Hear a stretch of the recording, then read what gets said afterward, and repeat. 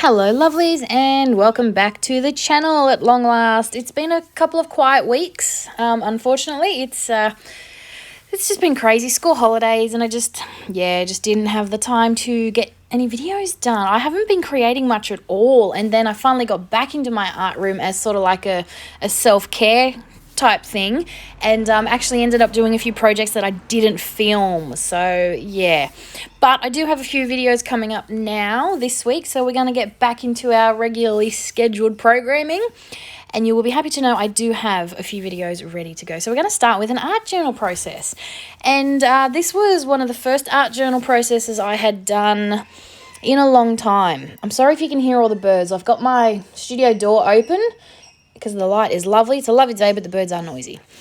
But yeah, so this was first time I'd played in my art journal in a fair few weeks, and I decided to literally play with the new gloss sprays from Dina Wakley. These aren't the new colours, this is from the first batch, but they're new to me because I haven't played with them a lot. And the night before, I had started playing with these on some scrap photo paper.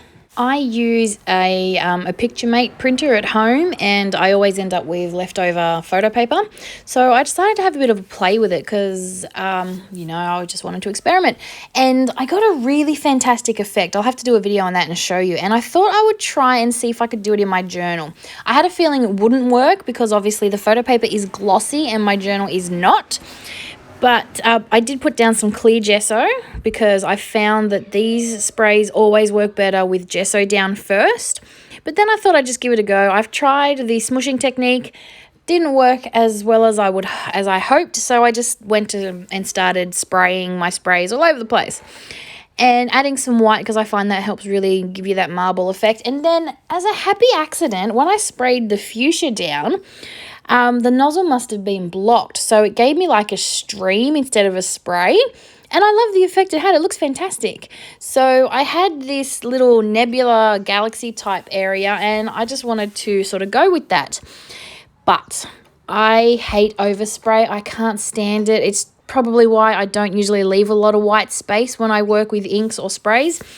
So I decided to try and fill in something in my background just to try and, cover up some of that overspray, but I still really wanted the focus to be on this awesome little galaxy type splodge I had happening. So I'm going in with some black paint around my border to try and just cover up a bit of that overspray and a bit where I, just sort of transferred some ink. And then I thought, I'd leave it at that, but again, that overspray was bugging me, and I decided to really go with the galaxy feel and get out my star stencil, and then just apply some of those stars with some more black paint. So that's what I've done. I've just got a makeup brush, a makeup sponge. I am making sure there's not a lot of paint on it. If there's too much paint on your sponge, it will seep under your stencil, and I didn't want that happening. I wanted nice defined stars. I'm staying away from the galaxy area. I'm not putting stars over it because I really loved that and I wanted that to be my focal point. But I really did want to try and blend in some of this overspray. Yeah, overspray, it just ruins the feel for me. I don't know. I'm not a fan of overspray, but, you got to do with sprays. There's not much you can do about it. So I'm just going to cover my lovely little galaxy up while I use some black splatters. I'm just whacking my paintbrush around, giving the background some black splatters again in an attempt to try and, cover up that overspray. And then to give my galaxy more of a galaxy-like feel, I'm going to use the white gloss spray and just splatter that over the galaxy part. So I'm using black and white splatters in separate parts. And I really like how it comes together. Honestly, I didn't like this page when I was sort of fiddling around with it. The overspray really killed it for me. And then I thought it just, wasn't coming together as well as I'd like. I think it's the white space. I struggle with white space.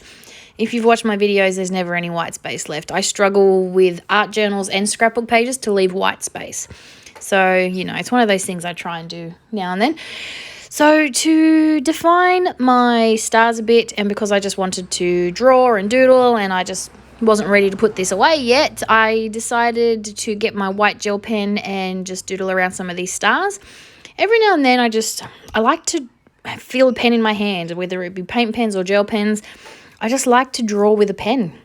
So that's what I did. I've literally got my white gel pen out just to find some of my stars a bit. And now I'm just looking for a phrase to put in my page somewhere. I like to, when I don't really have a picture or something, I like to put some of these phrases. So this is the Tim Holtz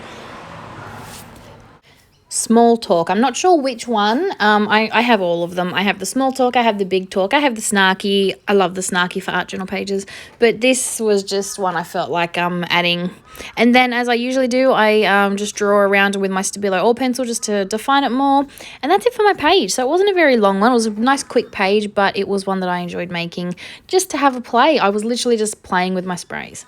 So thanks for watching, and I'll be back real soon. Bye for now.